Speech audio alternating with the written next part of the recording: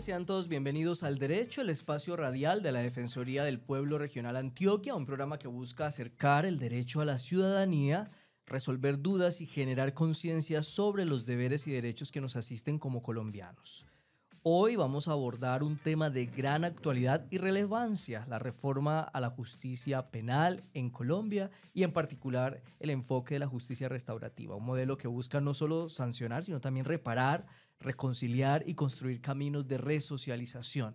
Para conversar sobre este tema nos acompaña un invitado de gran trayectoria y conocimiento, el doctor Daniel Montes. Él es abogado, trabaja en derechos humanos, actual delegado de política criminal y penitenciaria de la Defensoría del Pueblo, cuenta con una amplia experiencia en procesos de acompañamiento jurídico, defensa de personas privadas de la libertad y formulación de propuestas en materia de política criminal. Su trabajo ha estado enfocado en promover modelos alternativos de justicia, el respeto a los derechos fundamentales y la humanización del sistema penitenciario de Colombia. Muy buenos días, doctor. Buenos días, encantado de estar en este espacio, de verdad muy contento de estar acá compartiendo con ustedes un poco de este conocimiento y también resolver algunas dudas. Creo que es importante también que toda la población privada de la libertad esté al tanto de los cambios significativos que puede tener esta reforma a la justicia y que sea un espacio para hablar, debatir y obtener conocimiento frente a esta situación. Yo, para iniciar, voy a hacer digamos, como una pregunta como ciudadano y privado de la libertad. Sí, claro. Cuando hablamos de la reforma a la justicia, en este momento, si la tomáramos como un paciente, ¿está en cuidados intensivos? ¿Está en recuperación? ¿O cómo va esto? Bueno, yo creo que la justicia en Colombia presenta diferentes problemáticas. Sin embargo, creo que siempre va a ser la alternativa principal a la que debemos acceder los ciudadanos cuando tenemos un conflicto, ¿sí? Que sean las instituciones encargadas quienes diriman el conflicto a través de los procedimientos y de las normas reguladas. Frente a la pregunta, yo creo que la justicia en estos momentos está un poco enferma en la medida en que se encuentra un alto índice de congestión en el sistema judicial que repercute notoriamente en la libertad de las personas privadas que se encuentran obviamente privadas de la libertad, porque a veces las demoras o retrasos en la toma de una decisión tan fundamental como es si una persona va a ser privada de la libertad o si estando privada de la libertad puede obtener un beneficio o una sustitución de pena. Creo que la congestión es altamente grave y también se debe mucho a que en estos momentos creo que estamos viviendo un claro ejemplo de lo reactiva que es la política criminal en Colombia, donde cuando estamos en presencia de casos muy sonoros o relevantes o de personajes importantes, entonces nos damos cuenta de que nuestra política criminal reactiva y reacciona de acuerdo a lo que se va dando. Entonces vemos ejemplos donde si una persona es conocida, entonces vemos como una polarización entre que sea todo muy punitivo, en otros casos vemos que la dice, pero bueno, le ha hecho mejor al país. O ejemplos como el de EPA Colombia, que también es muy conocido, donde vemos una justicia, una política criminal reactiva, donde se ve ahí que nuestra justicia en estos momentos nuestro sistema penal busca una justicia retributiva, donde hay un delito y se busca es castigar a la persona que cometió el delito. Para los que se acaban de conectar a nuestra señal en internet, estamos en el programa de Al Derecho. Es un programa que tiene la Defensoría del Pueblo aquí en Radio Penitenciaria de Colombia. Hoy nos acompaña el doctor Daniel Montes. Él es abogado, tiene una trayectoria en derechos humanos y delegado de política criminal y penitenciaria de la Defensoría del Pueblo, como les habíamos dicho. Él nos está contando, porque el tema de hoy pues, es un tema muy importante, habla sobre... bueno, hay varios ítems, nos decía el abogado, no podemos hablar de toda la reforma a la justicia, pero él sí quiere abordar un tema específico. Yo sí le quería preguntar, ¿qué es la reforma a la justicia penal, Doc? Ok. En estos momentos podríamos decir que la reforma a la justicia, como bien se sabe, fue una ley sancionada la ley 2477 de 2025. Fue una propuesta por parte del Ministerio de Justicia, también la Corte Suprema y la Fiscalía estuvieron ahí coadyuvando esa situación, y el objetivo que busca esta reforma es hacer que la justicia sea un poco más rápida, que sea más efectiva y que vaya un poco más centrada hacia la víctima, hacia reparar a la víctima, hacia restaurar los derechos que probablemente la persona, la víctima, ha perdido por la comisión de un delito. Entonces se busca un poco más, obviamente, descongestionar la justicia, y la justicia restaurativa entra a a olvidar el fin de la pena que tiene y todo el derecho penal, sino que busca también darle una alternativa diferente a una solución a una situación donde se cometió un delito y donde se le hizo un daño a una víctima, resarcirla sin tener que activar todo lo que requiere el aparato judicial, e incluso a veces pues la persona más afectada en estos casos es la víctima, y es la que en estos momentos en la justicia retributiva creo que la estamos dejando de lado. Qué interesante ese punto, ¿no? O sea que, digamos, esta propuesta a la reforma a la justicia penal tiene su foco, ¿no? O sea, quiere primero buscar la descongestión del aparato judicial. Sí. Es lo que se debe entender.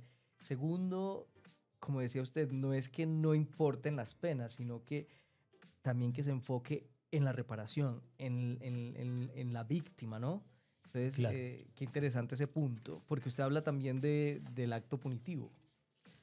Totalmente. Lo que pasa es que yo creo que es importante partir de que la justicia restaurativa no se trata como coloquialmente se conoce, que la persona que cometió el delito pidió perdón y ya, y no fue a la cárcel. Tiene que restaurar. Yo creo que no es tan simple como eso. O sea, yo creo que precisamente la justicia restaurativa lo que quiere es como acompañar a la víctima a resarcir sus derechos violados, y en ese momento la justicia restaurativa entra a hacer ese acompañamiento, a brindar ese diálogo entre la persona que cometió el delito y la víctima, y tratar de buscar alternativas diferentes a todo el aparato jurisdiccional que termina y que conlleva a la privación de la libertad de una persona. Doctor, yo le pregunto, ¿hay algún caso o algún ejemplo exitoso de un proyecto de justicia en algún país con este enfoque que usted conozca, o existirá algo así? Bueno, se ha dado en varios países, principalmente Canadá y Nueva Zelanda son los países más conocidos en el tema de la justicia restaurativa. Chile también tiene una historia con eso, y en estos casos particularmente se han dado en temas de delitos menores, donde estamos hablando de un hurto, de unas lesiones personales con un daño no tan alto, no tan grave. Por ejemplo, cuando alguien le levanta un falso testimonio a alguien y mete en problemas a otro, eso también, ¿no? Sí, pero en el falso testimonio yo creo, aquí en Colombia, una persona por falso testimonio es difícil que termine en privado de la libertad, pero sí, yo creo que es en casos por lo menos donde hay un tema de violencia intrafamiliar, ¿cierto? Entonces, en un caso de violencia intrafamiliar estamos hablando que es un conflicto entre personas que tienen un vínculo afectivo y se presentan por múltiples razones las disputas entre ellos y terminan en la violencia. Y vemos que hay un alto índice de las personas que denuncian este tipo de conductas que terminan arrepintiéndose de haber presentado la denuncia, o en muchas ocasiones dicen, no, ya no lo castigue, yo ya arreglé con él.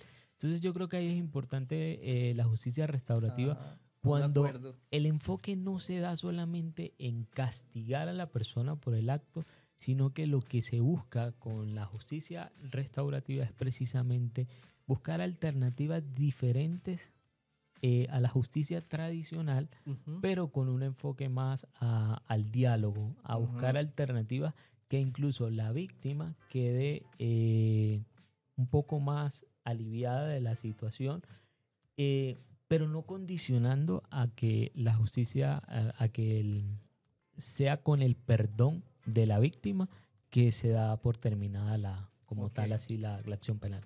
Doctor, ¿cómo este modelo beneficia tanto a las víctimas como a los ofensores y a la sociedad en general? ¿Cómo podría verse beneficiada estos grupos, no? Bueno, primero hablar de la víctima, porque yo creo que es el foco grande de la justicia restaurativa. Entonces, la víctima que en muchas ocasiones puede ver cómo una persona que cometió un delito en contra de ella o de su patrimonio o algo, tuvo un daño y no le hemos preguntado a esa persona si para ella es suficiente que esa persona vaya privada de la libertad. ¿Eso realmente la reparó? ¿Eso realmente le sirvió? ¿Eso realmente para él? Entonces yo creo que aquí es donde juega el papel importante la justicia restaurativa, porque entra en que el diálogo puede ser con un mediador, porque es muy bueno que sea con un mediador, donde la víctima tiene esa no confrontación, sino esa escucha, ese diálogo directamente con la persona que le cometió el daño. Y tal vez entre ellos puedan buscar una solución a ese problema que no necesariamente desencadene en un proceso penal o que la persona quede privada de la libertad. Bueno, y ya yo creo que muchos deben estar esperando esta pregunta. Son las 10:10 de la mañana. ¿De qué manera la justicia restaurativa puede ayudar en los procesos de resocialización de personas privadas de la libertad? Ok.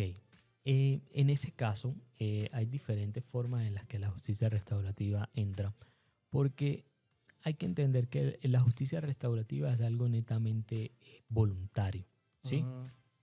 Donde tiene que ser tanto la víctima como la persona que cometió el delito o la ofensa. Entonces, el beneficio que tiene para una persona que por lo menos ya está condenada, una persona que ya está condenada, puede ser en que eso sea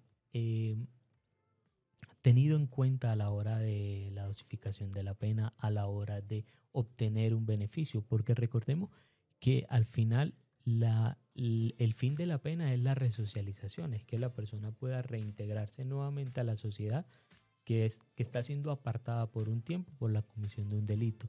Pero si esa resocialización se da antes a través de los diferentes programas de justicia restaurativa que se puedan dar, yo creo que una persona puede dársele otra oportunidad diferente para reintegrarse nuevamente a la sociedad y continuar, no necesariamente privada de la libertad. Porque recordemos que la resocialización es algo netamente de la persona, porque incluso una persona que está privada de la libertad decide si se quiere resocializar o no. Sí. Entonces, es importante también ese consentimiento, esa intención de la persona de resocializarse. ¿Cuáles son los principales retos que enfrenta el Estado colombiano para implementar este modelo en cárceles y centros de reclusión, según su opinión, abogado? Sin duda, el tema de nuestra política criminal, visto desde que todo lo queremos solucionar a través del derecho penal. Sí. Todo, absolutamente todo. Entonces, cualquier acto, ofensa que una persona haga debe ser punible, debe obtener una pena, debe ser aislado de la sociedad. Entonces, yo creo que lo importante es primero educarnos nosotros en entender que la justicia restaurativa busca esa reparación integral de la víctima, pero eso no quiere decir que la persona quede exenta de la condena. O que necesariamente siempre tiene que haber un castigo frente a la comisión de un delito. Entonces yo creo que cambiar un poco el chip de eso, porque al final estamos viendo que sí, una persona puede durar privada de la libertad por un tiempo determinado, pero cuando sale a la sociedad, salió resocializado. Exactamente. Sí, creo que ahí está el reto, porque para nadie es ajeno la situación que se vive de derechos humanos en los centros de reclusión, donde vemos que muchos no cuentan con las condiciones dignas para tener privadas de la libertad a las personas. Bueno. Y eso puede llevar incluso a que la persona se desvía un poco de esa resocialización, Total, porque se realmente, empeora la situación. realmente yo creo que sí se empeora, Claro, porque la persona se llena de muchos motivos para no querer tener una vida positiva. además que la vida del otro efecto que tendría la justicia restaurativa, porque tenemos en cuenta que la justicia restaurativa también podría ser esa vía alterna diferente al proceso penal que conlleva a que una persona sea privada de la libertad, que para nadie es desconocimiento que una persona que ya estuvo en la cárcel va a tener menos acceso a un trabajo cuando salga, Ujú. ¿sí? Entonces, en esa justicia restaurativa que se le da otro enfoque al conflicto o al problema, la persona puede también acceder a otro tipo. Ahora hablemos de las víctimas. ¿Cómo se asegura que las víctimas de pronto no sean revictimizadas en los procesos restaurativos? Bueno, aquí sí es importante, es sumamente importante eh, la educación que tengamos y la regularización que se le dé a la justicia restaurativa. Porque así como la gran población entiende que esta justicia lo que busca es, muchos cuando uno habla de justicia restaurativa habla, entonces solamente pidió perdón y ya, y nada más. Sí, Y la gente lo ve así. no se trata así. La justicia restaurativa es una forma de hacer justicia que no se enfoca solamente en castigar, sino en reparar ese daño causado, escuchar a la víctima. Eso es sumamente importante, escuchar a la víctima, porque, y bueno, también es sumamente importante, esto es uno de los conceptos más importantes de la justicia restaurativa, y es que la persona que cometió el delito asuma la responsabilidad y asuma esa Y responsabilidad cuando usted frente a la habla de que víctima. asuma la responsabilidad, esto tiene implicaciones, por ejemplo, económicas, devolución, si hay alguna expropiación ilegal, eh, a nivel material y también emocional, ¿no? O ¿cómo se entiende esto? Bueno, O sea, acá, en la acá, práctica, ¿cómo se hace esto? acá es donde es importante esa la regularización, porque creo que el enfoque que busca la reforma no es que la persona que acceda a la justicia restaurativa va a tener unas repercusiones mucho más negativas en su vida. Sí, No, sino que precisamente no se trate de que una persona que solicite acogerse. acogerse a la Ujú. justicia restaurativa inmediatamente esté confesando. No necesariamente, Ok. ¿sí? No se está Entonces, incriminando, sino que exacto, quiere entrar a negociar, hablar, a que se le escuche hablar. también. Recordemos que muchas de esto lo hemos visto en todo, porque nosotros acá en Colombia ya tenemos justicia restaurativa, tanto en temas de menores, el código de procedimiento penal habla también de la conciliación preprocesal, la mediación, diferentes Ujú. programas restaurativos, incluso la JEP. Eso le iba a preguntar, que si la Justicia Especial para la Paz Sí, tiene este componente. sí, claro, tiene este componente. Y si tú miras, muchas de las víctimas han quedado, yo no puedo generalizar y decir que quedan conformes todo, pero es muy diferente cuando en el proceso penal Ujú. de que una persona surta y bueno, la fiscalía muestra todas las pruebas, muestra todo y listo, la persona cometió el delito, pero realmente la víctima supo qué pasó. A veces la víctima solamente se pregunta por qué lo hiciste y necesita esa respuesta para estar tranquilo, para darle, esto de pronto me voy un poco más allá, pero puede darle fin a un ciclo que le pudo paralizar muchos La aspectos de su vida. vida. Sí, sí, no, totalmente de acuerdo, porque, digamos, yo he escuchado personas que dicen, por ejemplo, en una desaparición, ¿no? Se desapareció el papá, ellos eran muy pequeños y crecieron con esa pregunta, ¿dónde está mi papá? ¿Qué pasó con él?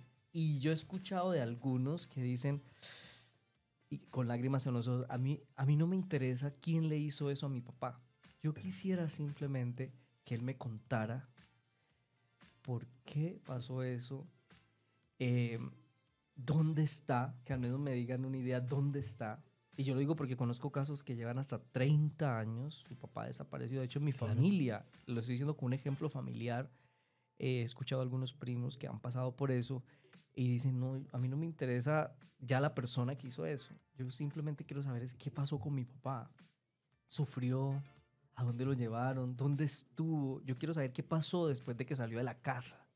Claro. Entonces ellos dicen, con eso quedo tranquilo, porque el sufrimiento, ¿no?, que se lleva es ese, que tú quedas sin una información que en realidad, como comunicador, yo siempre he tenido una teoría y yo digo que usted es por lo que conoce. Si usted no tiene información, usted no es.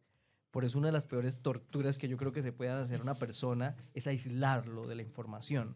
O sea, cuando Claro, vos no sabes totalmente. qué hora es, qué día es, si hay luz, si hay sol, si amaneció, si no amaneció, para mí eso es la peor tortura que una persona puede tener, porque el ser humano solo puede decidir y solo puede existir si tiene los insumos informativos para eso.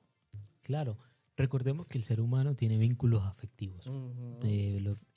Los vínculos afectivos se pueden romper de diferentes maneras.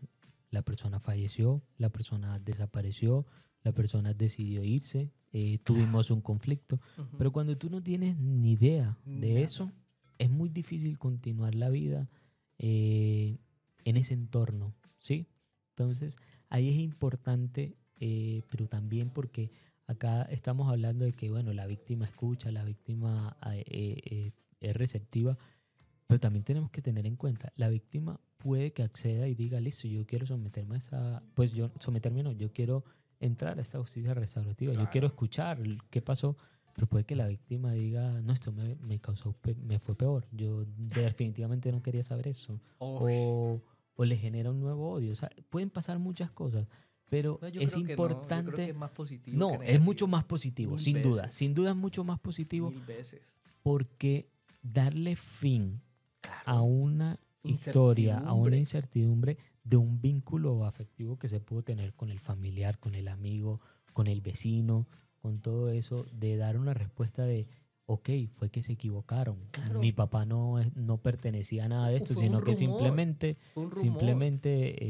eso. Y Además lo porque asesinaron por un rumor. sí, recordemos que también el victimario puede ser una persona muy cercana a nosotros, entonces también como conocer qué fue lo que sucedió, por qué lo hizo, si fue solamente un error o si había alguna causa adicional. Entonces eso es importante que las personas puedan darle el cierre a eso. Qué bueno. Doctor, ¿qué papel cumple específicamente la Defensoría del Pueblo en la promoción y vigilancia de la justicia restaurativa?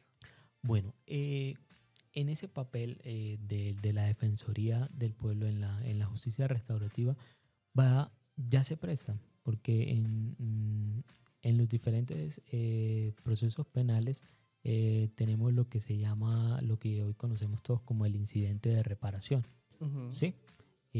Ahí hay un acompañamiento de la Defensoría del Pueblo con sus defensores públicos en representación de la víctima. En la justicia restaurativa, yo creo que de acuerdo a los programas que se brinde, el acompañamiento por parte de la Defensoría va a ser primero que resarcir a la víctima o que esto vaya en congruencia con los derechos humanos. Sí. Sí, primero que todo, porque no se trata de obligar a una persona a que confiese, no, sino que la persona voluntariamente quiera confesar y decir la verdad. O yo, bueno, va a sonar un poquito feo, pero hay que hablar, pues claro, para podernos entender. O yo como víctima, ya persona, en mi fuero interno ya no me interesa lo que pasó con mi familiar, pero sí me interesa despeluchar y dejar en la calle, en la ruina, maltratar a esa persona. Yo creo que ahí ya Sí. entonces no estamos hablando de justicia No, restaurativa. pero puede pasar, ¿no? Que, O sea, pero lo que me estás diciendo es una consecuencia que pueda pasar de activar la justicia restaurativa, ujú, pero eso no es la justicia restaurativa, porque ya ahí me estás hablando de castigar a la exacto. persona, Pero entonces ya entonces ahí se me ahí es donde desprende entran de la justicia ustedes, restaurativa. porque la defensoría me imagino que tiene que tener esa táctica, tener esa experticia de saber cuándo se puede hacer o aceptar eso que le está diciendo la víctima, ¿no? Claro, el Porque ustedes acompañamiento, tienen que defender los derechos humanos y los derechos el humanos, acompañamiento se tiene que hacer desde el momento. La persona una vez sufre el delito o mm, sufre algo, es importante que todas las instituciones que hacen acompañamiento, que hacen partícipe desde el momento de la comisión del delito, estemos capacitados en la justicia restaurativa claro, para que se le pueda brindar a la víctima, que en ese momento es la persona más importante, sí, toda la capacidad y decirle bien qué puede pasar en esa justicia restaurativa. Ojo, acá es importante. Recuerden que esto es voluntario. Puede que la víctima no lo... Para parte y parte. Para parte y parte. Ok. Sí, porque de pronto para mí puede ser importante conocer la historia y saber qué pasó. Puede que para otra persona diga, no quiero saber nada más. Bueno, y de una manera práctica, ¿nos puede usted presentar algunos ejemplos de justicia restaurativa? Como para que la gente se haga una idea dónde se está aplicando eso. Si de pronto tiene por ahí algunos ejemplos. Ok. La gente aprende con ejemplos. Listo, claro, no hay ningún problema.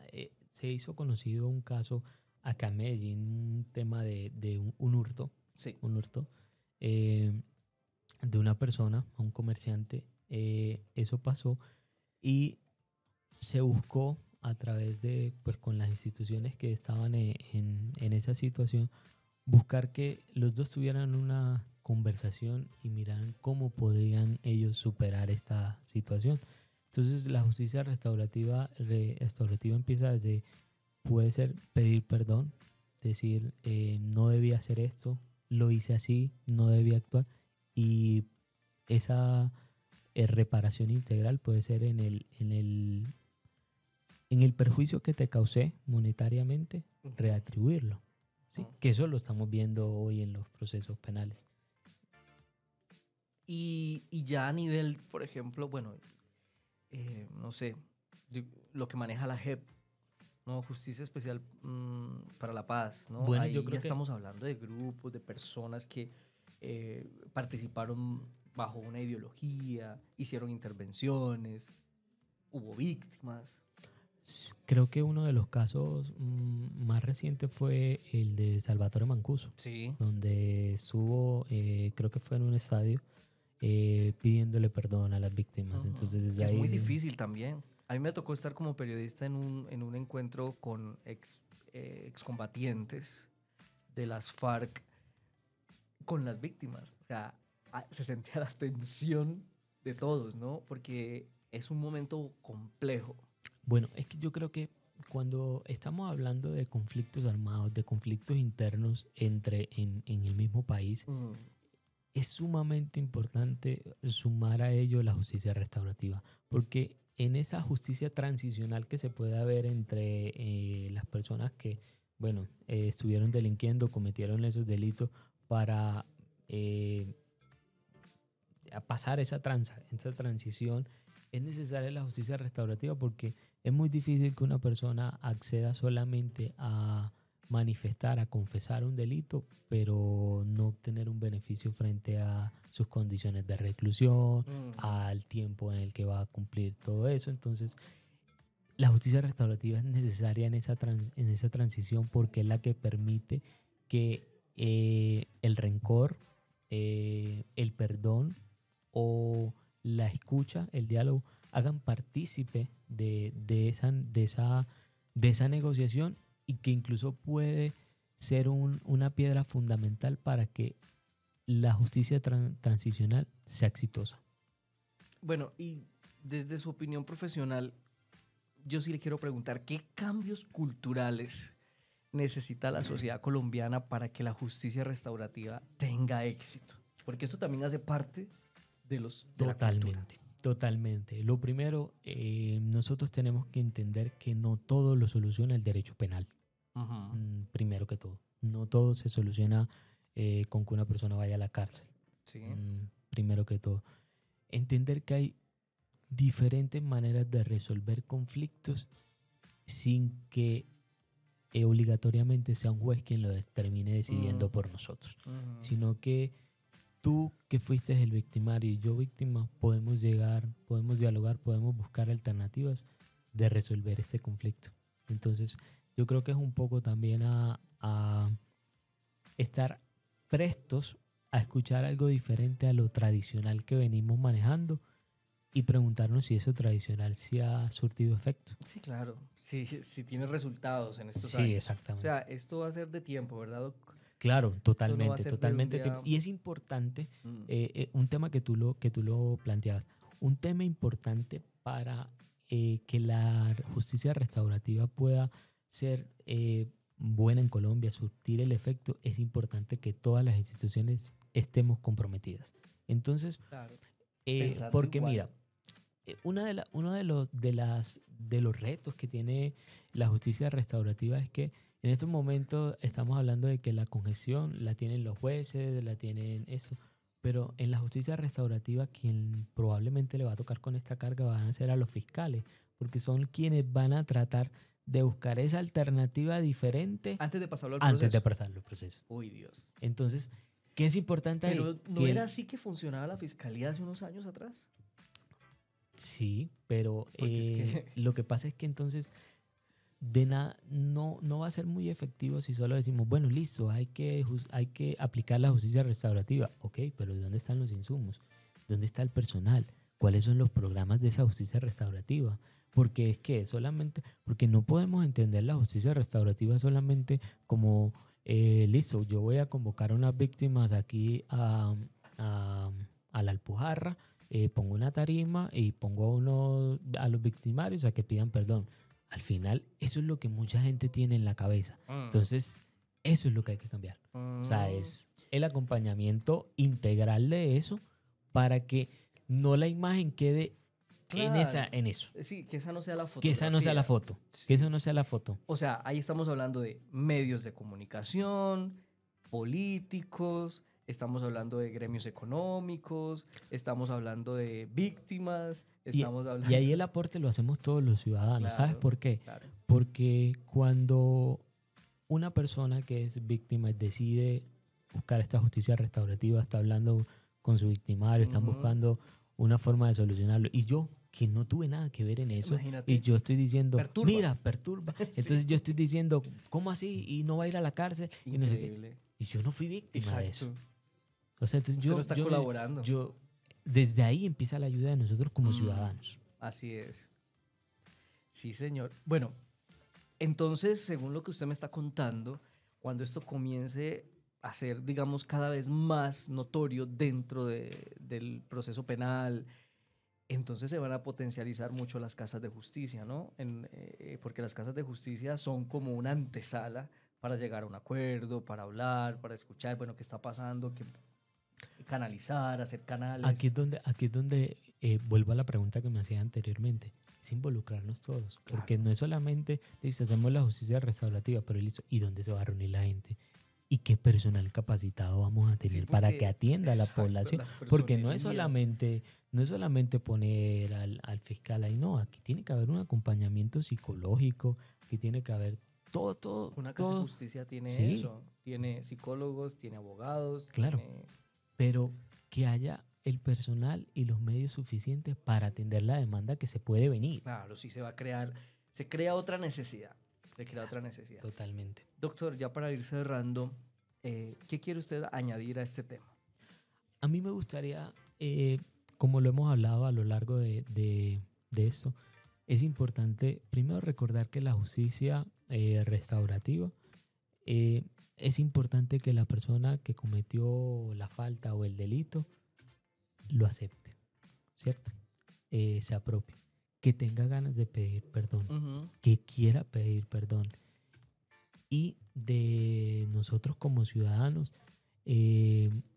entender que no todo está ya escrito y ya está decidido, que pueden haber otras alternativas diferentes a los modelos que siempre venimos utilizando y mirar si funciona.